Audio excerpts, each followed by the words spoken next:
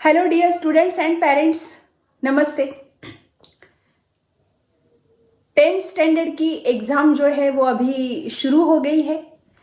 तो सोचा कि जो कुछ मेरे पास थोड़ा सा तजुर्बा है, जो थोड़ा सा एक्सपीरियंस है, उससे आप लोगों की कुछ हेल्प हो सके तो आप लोगों की हेल्प कर दूं।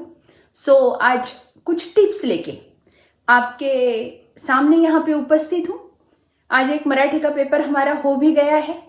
पेरेंट्स, कभी कभी ऐसा होता है कि हमारा ये पहला बच्चा है जो कि 10th के एग्ज़ाम दे रहा है, वो पहली 10th स्टैंडर्ड की बोर्ड की एग्ज़ाम जो है वो दे रहा है।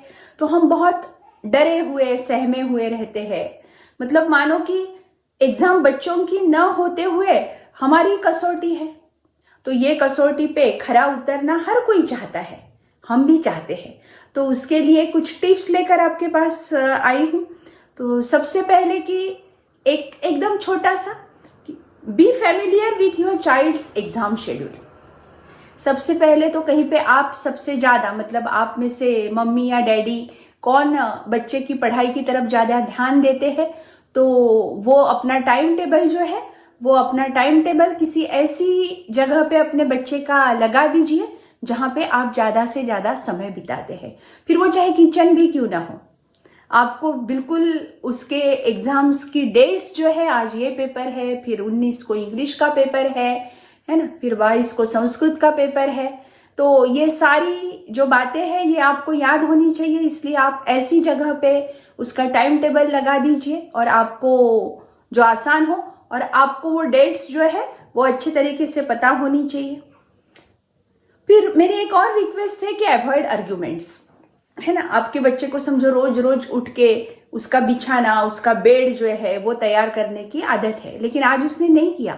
तो क्यों नहीं किया, क्या समय लगता है, 2 मिनट तो लगते हैं उसके लिए। फिर अब तक क्या कर रहे थे, 1 साल तो पढ़ाई की, अब 1 घंटे के पढ़ाई से क्या होने वाला है। नो डियर पेरेंट्स, नहीं, नो आर्ग्यूमेंट्स। क्योंकि अब उसे, ही और she wants to focus on their exams, on his or her exam, so help them.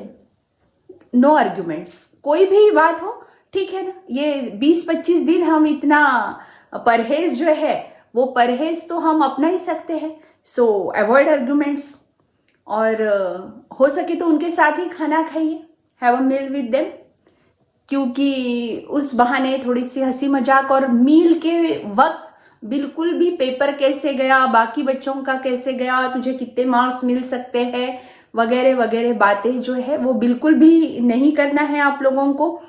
और बहुत बार हमारे फैमिली में टेंशन होते हैं, कभी सास बहू वाले टेंशन है, कभी पति पत्नी वाले टेंशन है, कभी कुछ फाइनेंशियल टेंशन है, बिजनेस के टेंशन है, लेकिन avoid burdening them with your stress. ये हमारा स्ट्रेस है ना, ये स्ट्रेस थोड़ी देर हम दूर रख सकते हैं, क्योंकि कोई कोई बच्चे जो है वो बहुत सेंसिटिव होते हैं और उनके मन पे ये परिणाम जरूर हो सकता है।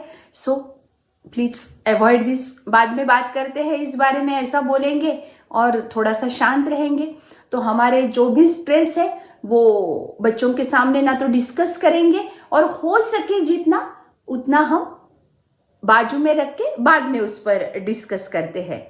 फिर do not hype anything. Doctor तो अपने को बनना ही है बेटा। फिर या देख, अब तेरा भाई डॉक्टर हो गया, अब तुझे आईआईटी तो करना ही होगा, इतना तो तू कर ही सकता है। देख, वो अपने फूफा जी का बेटा, अपने चाचा जी का बेटा, वो सब सीए बन गए, अब सीए के लिए तुझे ये तो करना ही पड़ेगा। Do not hype it. या फिर आपकी सहेलियां है, वो बार बार आपको फोन कर रही है कि इसका मैथ्स का पेपर कैसे गया, इसका तो है ना बहुत अच्छा गया, इसको तो है ना फुल मार्क्स मिलने वाले हैं। फिर हम बोलते हैं कि देख, तूने और उसने साथ ही में तो ट्यूशन लगाई थी बेटा, फिर उसका पेपर तो बहुत अच्छा गया और तेरा क्यों नहीं गया। Do not hype, please do not hype it. Avoid isolating them. Exam है, कुछ क्या ऐसा क्या है कि नहीं नहीं नहीं, एक जगह पे बैठ 10 घंटे, बिल्कुल वहां से हिलना नहीं। अब नहीं है, बच्चे ने साल भर पढ़ाई की हुई है ना। तो थोड़े से देर के बाद वो उठेगा, आएगा आपके पास, किचन में क्या चल रहा है वो देखेगा, दादी क्या कर रही है वो देखेगा, थोड़ा सा म्यूजिक चलाएगा, no problem, no problem at all.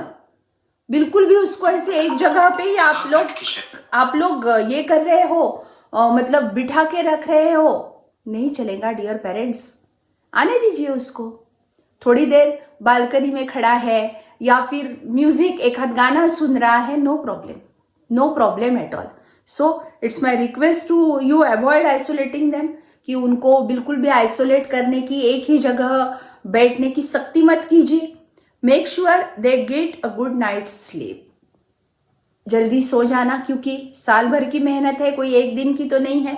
तो बिल्कुल उनको बोलिए आप कि बेटा अभी सोने का टाइम हो गया, पूरी नींद ले लेने दीजिए, क्योंकि हर एक पेपर के लिए एक एक दिन छुट्टी मिनिमम है, मैक्सिमम 2 दिन है, और एक पेपर का जो दिन हो गया वो भी छुट्टी हमको मिलती है।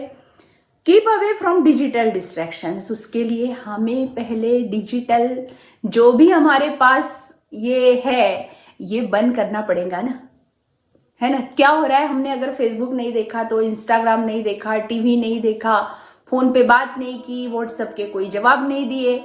अगर आपसे किसी को बहुत अर्जेंट काम है तो वो फोन कर लेंगे आपको। तो हम भी डिजिटल ये जो हमारे पास जो कोई मीडियम है इससे हम दूर रहते हैं, ताकि हमारा बच्चा भी उसमें इन्वॉल्व ना हो। और थोड़ा सा समय है, ये 20-25 दिन यूं ही निकल जाएंगे और फिर से हम डिजिटल दुनिया से जुड़ जाएंगे। उससे कोई ऐसा पहाड़ नहीं गिर रहा है कि ये बाप रे बहुत मैं अब ये अपडेशन मेरा चला जाएगा, वो चला जाएगा। No, no problem at all, हमारा बच्चा है। तो ये भी हम करेंगे। एंड बी साउंडिंग बोर्ड आने के बाद, पेपर से आने के बाद टोटल कितनी हो रही है, कितने मार्क्स मिल रहे हैं, एक बार चेक तो कर ले। कोई जरूरत नहीं, जो गया सो गया पेपर। अब दूसरे जो आने वाला पेपर है उसके बारे में सोचते हैं। जो मार्क्स मिलेंगे वो मिलेंगे, कोई टोटल करने की, कोई आंसर शीट देखने की वगैरह बिल्कुल भी आप लोगों को जरूरत नहीं है। So be a sounding board. Short term rewards है ना, ब्राइब नहीं, I am not telling about bribe, लेकिन रिवॉर्ड्स तो दे सकते हैं। बहुत दिनों से बच्चा वॉच, रिस्ट वॉच मांग रहा है, तो हाँ, एग्जाम के बाद, रिजल्ट के बाद, ये पेपर होने के बाद wrist watch as a reward तुझे जरूर मिलेंगी। तू ये पेपर बहुत अच्छा करेगा, इतनी देर पढ़ाई करेगा तो मैं ये दूंगी, ये ब्राइब हो गई, है ना। लेकिन रिवॉर्ड, ठीक है, तुझे जो भी मार्क्स मिलेंगे तो वो मार्क्स के लिए मैं तुझे रिवॉर्ड दूंगा। तो बच्चे को भी थोड़ा सी स्फूर्ति आ जाती है, तो आप बिल्कुल ये कर सकते हैं। देन कभी कभी बच्चों को ऐसा लगता है कि मॉम मुझे ये सब नहीं जम रहा है, तो आप बिल्कुल, अगर बच्चा झिझकता है किसी सर से या मैम से बात करने के लिए, तो आप हेल्प कर दीजिए, आप एक फ़ोन लगा दीजिए और पूछ लीजिए कि मेरे बच्चे को कुछ पूछना है। तो ये प्रोफेशनल हेल्प जो है ये भी आप उसकी कर सकते हैं। और बाकी डाइट वगैरह तो आप लोगों को बताने की ज़रूरत ही नहीं है। आप सारी मम्मियाँ जो है वो सारी बहुत केयरिंग है, बहुत लविंग है, तो वो डाइट का ख्याल जो है वो बाहर का खाना, आइसक्रीम खाना वगैरह अवॉइड ही करेंगे। आई नो दैट कि आप बहुत अच्छे हैं। और सबसे और बहुत बड़ी बात, यूज राइट वर्ड्स। आपका बच्चा कभी आपको ये नहीं बोलता है कि वो देखो मम्मी, वो बाजू की आंटी कितनी अच्छी पाव भाजी बनाती है, उसकी जैसी तुम नहीं बनाती हो, है ना। या फिर पापा को नहीं बोलता कि उन्होंने ये होंडा की ये कार ली हुई है, तो पापा ये आप नहीं ले सकते हो, तो ये नहीं बोलता है। फिर हम कैसे बोल सकते हैं कि एक्सक्यूज मी, फिर हम कैसे बोल सकते हैं कि बेटा वो देख उसका कितना अच्छा पेपर गया है और तू नहीं कर सकता, तेरी और उसकी तो पहली कक्षा से सेम चल रहे हो तुम लोग। सो यूज राइट वर्ड्स। एंड सबसे इंपॉर्टेंट पॉइंट जो है वो बीइंग देयर, आपका वहां होना। बीसी की पार्टी है, पार्टीज है, होली है, या फिर जो भी है वो अगले साल भी आने वाली है, तो क्यों जाए हम। ये समय जो है ये निकल के जाने वाला है, उसके बाद एंजॉय करना ही है। आपकी फ्रेंड्स कहीं जा रही है, जाने दीजिए। मेहमान अगर घर पे न आए तो ज्यादा अच्छा है ना, क्योंकि ये समय, ये बोर्ड की एग्जाम वापस नहीं आने वाली। तो आप आपके बच्चों के पास रहिए। अगर एक आधा हेल्पर हमें घर पे बढ़ाना पड़े तो बिल्कुल बढ़ा दीजिए, क्योंकि अभी प्रायोरिटी जो है आपकी वो बर्तन मांजना, चद्दर धोना ये नहीं है, तो ये अपना बच्चा है। बहुत सारे मेहमानों को बुला के डाइनिंग टेबल सजाना, डिनर सेट्स जो है उसका प्रदर्शन करना, ये अभी हमारी प्रायोरिटी नहीं है 25 दिनों के लिए। और आपका साथ जो है वो आपका साथ मतलब आपके बच्चे का विकास है। ये थोड़ा मैंने अलग मायने में बता दिया है, लेकिन आपका साथ ही आपके बच्चे का विकास कर सकता है, ये ध्यान में रखिए। बिल्कुल मैजिक की तरह, एक जादूगर की तरह आप अपने बच्चों के लिए काम कर सकते हो। तो ये मेरी रिक्वेस्ट है कि बिल्कुल 24/7 जब तक कि उनकी एग्जाम है तब तक आपके बच्चों के साथ रहिए।